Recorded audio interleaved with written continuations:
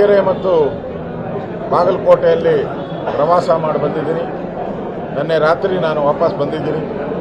ಎರಡೂ ಕಡೆ ಬಹಳ ಒಳ್ಳೆ ರೀತಿಯಾದಂಥ ಪ್ರಚಾರ ಆಗಿದೆ. ಕಾಂಗ್ರೆಸ್ಸಲ್ಲಿ ಗೊಂದಲ ಇದೆ, ದಾವಣಗೆರೆಯಲ್ಲಿ ಗೊಂದಲ ಇದೆ, ಮುಸ್ಲಿಮರು ವೋಟ್ ಮಾಡಲ್ಲ ಅಂತ ಕೂತಿದ್ದಾರೆ. ಅದೇ ರೀತಿ ಬಾಗಲಕೋಟೆಯಲ್ಲೂ ಕೂಡ ಅವ್ರ ಮನೆಯಲ್ಲೇ ಯಾರು ಕಾಂಗ್ರೆಸ್ ಅಭ್ಯರ್ಥಿ ಇದ್ದಾರೋ ಅವ್ರ ಮನೆಯಲ್ಲೇ ಗೊಂದಲ ಇದೆ. ಈಗಿರೋವಂಥ ಅವರ ಇಂಟೆಲಿಜೆನ್ಸಿ ರಿಪೋರ್ಟ್ ಪ್ರಕಾರ ಸೋಲ್ತಿರಿ ಅಂತ ಮಾಹಿತಿ ಬಂದು ಕೇರಳಗೆ ಹೋಗಿದ್ದಂಥ ಮುಖ್ಯಮಂತ್ರಿ ಮತ್ತೆ ವಾಪಸ್ ಓಡಿ ಬಾಗಲಕೋಟೆಗೆ ಬರ್ತಾ ಇದ್ದಾರೆ. ನಾನು ಕಾಂಗ್ರೆಸ್ ಅವ್ರನ್ನ ಕೇಳ್ತೀನಿ, ಅಲ್ಲಪ್ಪ ನೀವು ಅದೇನೋ ಡೆವಲಪ್ಮೆಂಟ್ ಮಾಡಿದ್ದೀರಿ, ಗ್ಯಾರಂಟಿ ಕೊಟ್ಟಿದ್ದೀರಿ ಅಂತ ಹೇಳಿದ್ರೆ ಇಷ್ಟೊಂದು ಕಷ್ಟ ಯಾಕೆ ಬಿಡಬೇಕು ನೀವು? ಜನ ನಿಮ್ಮನ್ನು ಹುಡ್ಕೊಂಬಂದು ನಿಮ್ಮ ಹತ್ರಕ್ಕೆ ಬಂದು ಅಣ್ಣ ಓಟ್ ಎಲ್ಲ ಹಾಕ್ಲಿ ಅಂತ ಕೇಳಿ ಓಟ್ ಹಾಕುವಂಥ ಪರಿಸ್ಥಿತಿ ಇದೆಯಾ ನಿಮ್ಮದು? ಅಂದರೆ ನಿಮ್ಮ ಅಭಿವೃದ್ಧಿ, ಕಳೆದ 3 ವರ್ಷದ ಅಭಿವೃದ್ಧಿ ಶೂನ್ಯ.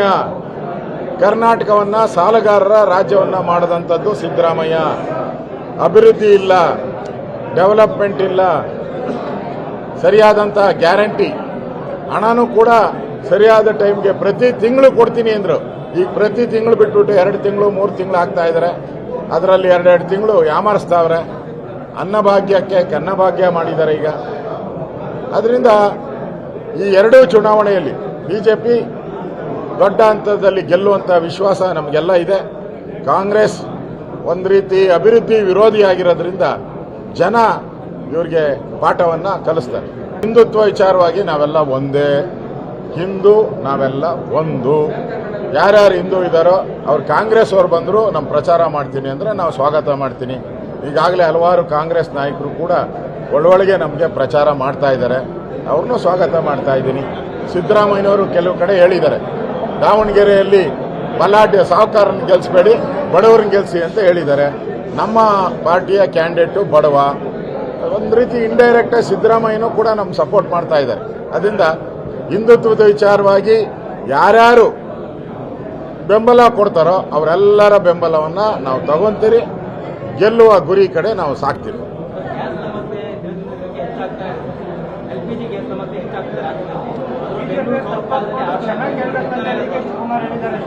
ಫಸ್ಟು DK ಶಿವಕುಮಾರ್ ಕಿತಾಪತಿ ಮಾಡ್ತಾವ್ರಲ್ಲ, ಅವರು ರಾಜ್ಯದ ಜನತೆ ಕ್ಷಮೆ ಕೇಳಬೇಕು.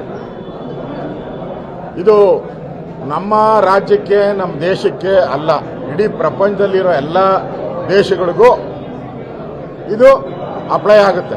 ಯುದ್ಧ, ಕೊಲ್ಲಿ ಯುದ್ಧ ಇವರಿಗೆ ಬಹಳ ಫೇವರೇಟು. ರಾಹುಲ್ ಗಾಂಧಿ ಬಹಳ ಮೆಚ್ಚುವಂಥ ದೇಶ ಯಾವುದು? ಪಾಕಿಸ್ತಾನ. ಪಾಕಿಸ್ತಾನದಲ್ಲಿ ಪೆಟ್ರೋಲ್ ರೇಟು 500 ರೂಪಾಯಿ. ಪೆಟ್ರೋಲ್ ರೇಟ್ 500 ರೂಪಾಯಿ. ಅದಕ್ಕೆ DK ಶಿವಕುಮಾರ್ ಏನು ಕಾಮೆಂಟ್ ಹೇಳ್ತಾರೆ? ಯಾಕೆಂದ್ರೆ ಇವರೆಲ್ಲ ಕುಕ್ಕರ್ ಬ್ರದರ್ನ ನಮ್ಮ ಬ್ರದರ್ ಅಂದ್ರಲ್ಲ, ಆ ಕುಕ್ಕರ್ ಬ್ರದರು ಪಾಕಿಸ್ತಾನದವನೇ, ಅವನು ಪಾಕಿಸ್ತಾನದವನೇ.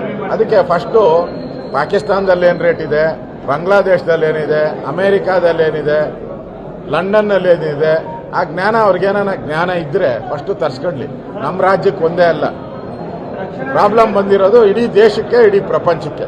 ಈಗಾಗಲೇ ನೋಡಿ, ಯುದ್ಧ ನಡೀತಾ ಇದ್ರು ಕೂಡ ಇರಾನ್ ಜೊತೆ ಮಾತಾಡಿ ನಮ್ಮ ಹಡಗುಗಳನ್ನು ನಮ್ಮ ದೇಶಕ್ಕೆ ಬರೋ ರೀತಿ ಮಾಡಿದಂಥ ಒಬ್ಬ ಪ್ರಧಾನಿ ಯಾರಿದ್ರೆ ಅದು ನರೇಂದ್ರ ಮೋದಿ.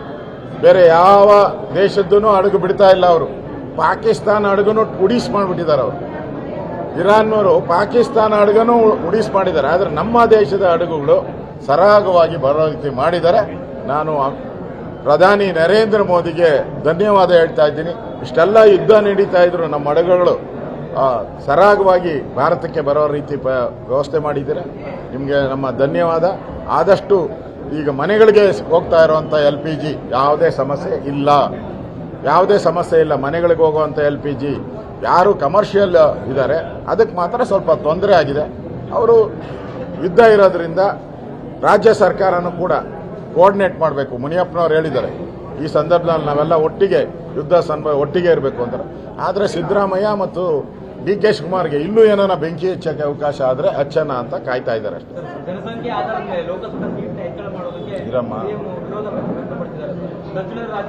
ನೋಡಿ, ಜ್ಞಾನ ಇಲ್ದವ್ರಿಗೆ ನಾವು ಬುದ್ಧಿ ಹೇಳಕ್ ಆಗಲ್ಲ. ನಿದ್ದೆ ಮಾಡೋರಿಗೆ ನಾವು ಎಚ್ಚರಿಸ್ಬೋದು. ಬೇಕು ಅಂತ ನಿದ್ದೆ ಮಾಡ್ತಾ ಇದ್ದಾರಲ್ಲ ಅಂಥವ್ರಿಗೆ ನಾವು ಮಾಡೋಕ್ಕಾಗಲ್ಲ.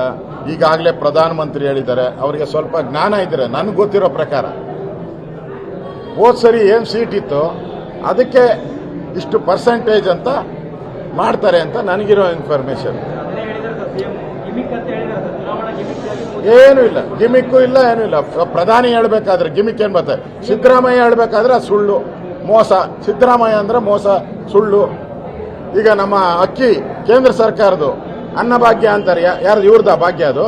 ಮೂಟೆ ಅದಕ್ಕೆ ಚೀಲ ಮಾತ್ರ ಇವ್ರದು, ಅಕ್ಕಿ ನಮ್ಮದು. ಅಲ್ಲೇ ಸುಳ್ಳು ಹೇಳ್ತಾ ಇದ್ದಾರಲ್ಲ. ಬಡ್ಜೆಟಲ್ಲಿ ಸಾಲ ಮಾಡಿಬಿಟ್ಟು ಇವಾಗ ಸಾಲಗಾರ ರಾಮಯ್ಯ ನಾನಲ್ಲ ಅಂತಾರಲ್ಲ, ಅದು ಸುಳ್ಳಲ್ವಾ? ಇದು ಕ್ಲಿಯರ್ ಇದೆ. ಬರಲಿ, ಈಗ ಬರ್ತಾ ಇದೆಯಲ್ಲ ಪಾರ್ಲಿಮೆಂಟಲ್ಲಿ ಚರ್ಚೆ ಮಾಡಿ, ಅವಾಗ ಗೊತ್ತಾಗ್ತೈತಲ್ಲ ಸತ್ಯ ಹಾಲು ಯಾವುದು ನೀರು ಯಾವುದು ಗೊತ್ತಾಗ್ತೈತಲ್ಲ. ಅಲ್ಲಿವರೆಗೂ ಕಾದುಗಳಿ. ಯಾಕೆ ಬಾಯ್ ಬಡ್ಕಂತೀರಾ? ಈಗಲೇ ದೇಶದಲ್ಲಿ ಎಲ್ಲೂ ಇಲ್ಲ, ನೀವು ಖಾಲಿಯಾಗೋಗ್ಬಿಟ್ಟಿದ್ದೀರಾ. ಇದೆಲ್ಲ ಆದ್ಮೇಲೆ ಆ 3 ರಾಜ್ಯಗಳು ಖಾಲಿ ಆದ್ಮೇಲೆ ಸೀದಾ ತಿರುಪ್ತಿನಿ ಚೊಂಬೆ 3 ನಾಮ ಇಟ್ಕೊಂಡು ಓದ್ತಾ ಇರ್ಬೇಕಷ್ಟೇ. ನಿರ್ಭೀತ, ನಿಷ್ಪಕ್ಷಪಾತ, ವಿಶ್ವಾಸಾರ್ಹ ಸುದ್ದಿಗಳಿಗೆ ಮತ್ತೊಂದು ಹೆಸರಾಗಿರುವ ನ್ಯೂಸ್ 18 ಕನ್ನಡ ಈಗ ಆಪ್ನಲ್ಲೂ ಲಭ್ಯವಿದೆ. ದಯವಿಟ್ಟು ಇಲ್ಲಿರುವ QR ಕೋಡ್ ಸ್ಕ್ಯಾನ್ ಮಾಡಿಕೊಂಡು ಆಪ್ ಡೌನ್ಲೋಡ್ ಮಾಡೋದಕ್ಕೆ ಮರಿಬೇಡಿ. ನಿಮ್ಮ ಬೆಂಬಲ ಹೀಗೆ ಸದಾ ನಮ್ಮೊಂದಿಗಿರಲಿ. ಧನ್ಯವಾದ.